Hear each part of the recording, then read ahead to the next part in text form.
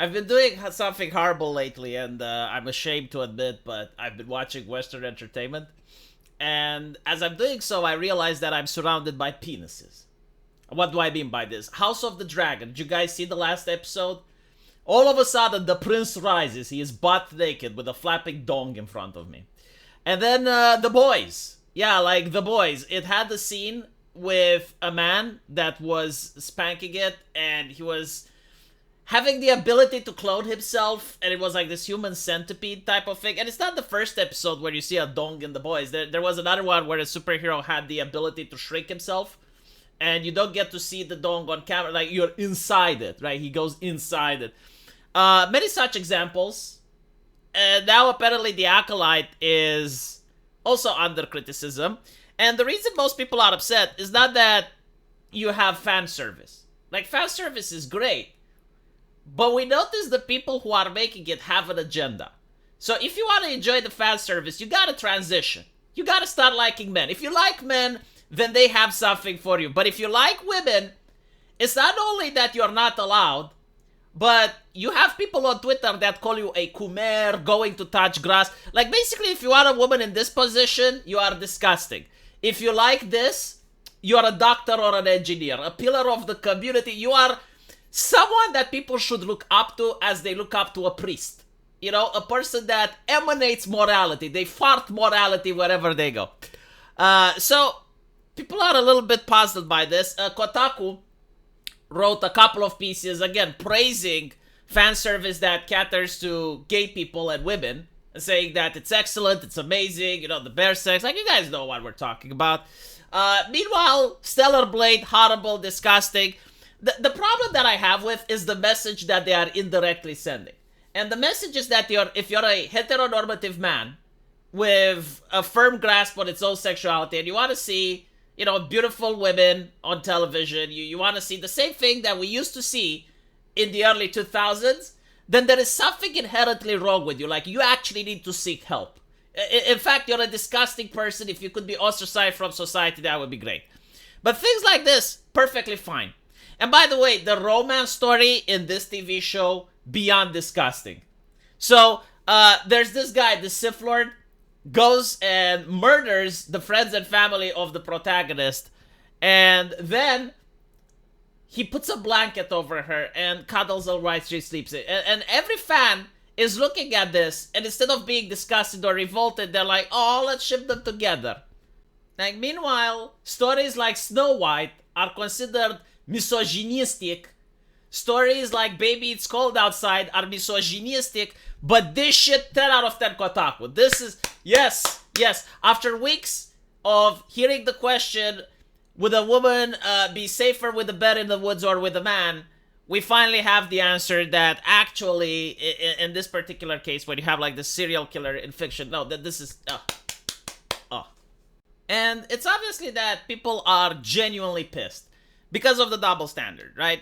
Like, they have been told constantly that the shows they're watching, if they have any type of fan service, it's evil. It's not like the fan service itself is the problem, but it actually causes damage to the fabric of society because it causes misogyny, right? Like, this is why women are suffering in Sweden, in Denmark, and in the UK right now. It's because of the fan service, right? The misogyny. So when you have a video game coming out like Stellar Blade, these people are like, oh, touch grass, Coomer, oh, you disgust me, you're revolting, and they're writing articles about it. But when this happens, you know, it's reasonable that we also ask the question, like, how are you not disgusting? How are you not revolting? How are the same arguments you make? It's like, oh, but why does anime need to have fan service? So like, what are they going to respond? And apparently the response comes from the Acolyte showrunner, which says that the scene featured in the Acolyte most recent episode was not just included solely for fan service, but primarily because it was absolutely necessary to the narrative. You know what? I'm copying this response. I am copying it, and whenever someone bitches, it's like, oh, but why does Uzaki-chan need to have this? Because it was primarily absolutely necessary for the series.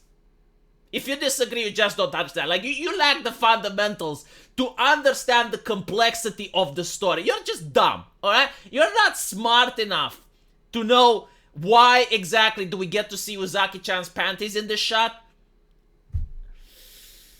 One of the opening set pieces in Star Wars, the 6th episode, has the scene question centers on Osha as she discovers that following her confrontation with him and her sister in the last episode, she is now under the care of the dark side wielding Sith. Yeah, like again, this guy kills her family, kills her friends, and, you know, because of this, everyone is like, oh, let's ship them. Oh, that's so cute. And these are the same people that cannot differentiate fact from fiction. I find it very concerning. Following a couple solid minutes watching Kimir disrobe, slink into a local hot spring and begin to wash himself, Osha approaches his gear and contemplates striking him down with his own lightsaber. However, much to her surprise, the villain is already aware of her presence, as when she places the weapon hilt in her hand and says, "It feels good, doesn't it?" Taken aback by his question, she proceeds to freeze, unsure how to respond to the captor's similarly calm demeanor. It's significant thematic deviation from other Star Wars, blah, blah, blah. Again, I'm not against the fan service itself, right? Like, if the roles were reversed, and you have, like, this beautiful hot Sith waifu, big fat tits, massive ass, you know, and she murders the family of the protagonist, and then he picks up the lightsaber, and she's, you know, as she's bathing, and you're like, oh, it feels good, doesn't it? You know, like, okay, no, I get it. I do understand what you're trying to do here. But what I don't get it is, like, why is it that if you actually had the reverse, if you had the exact same thing in reverse, the gender roles would be reversed, all of a sudden, the same people that are promoting this would be freaking out. Like, why can't they be tolerant? Why the fuck can they not tolerate other people? Like, I understand that, you know, they want to create a story and it makes sense. Fine. But, like, if someone else makes a story and it also makes sense, they're the ones that are freaking out about it. Anyway, it's just is what it is. It's no surprise about the hypocrisy, but I will personally just copy this little thing that they posted. And whenever I see someone complaining about something that I enjoy, and they're like, oh, but why does Stellar Blade need to have... Because it's absolutely necessary to the series narrative. That's why. And I want to make sure that people understand, this is not about fan service or me being a coomer. Because, like, I know where to find porn on the internet, alright? Like, I know what it is. I've been on the internet for 35 years. It's easily accessible. I know where you can find it. But what really pisses me off is the message. The implication that if you're a heteronormative man and you want to have, like, heteronormative things in fiction, there is something inherently wrong with you and you need psychiatric help. It's the gaslighting that pisses me off. Like, but if you're a person that's gay or you're liking this type of thing, then that's great. I mean, you're just normal. You know, it's just what normal people do. This message really pisses me off. It's this message why I keep making these videos. This is like this is the very reason that I'm outraged. So let me know what you guys think, and as usual, I will see you in the comment section. Take care.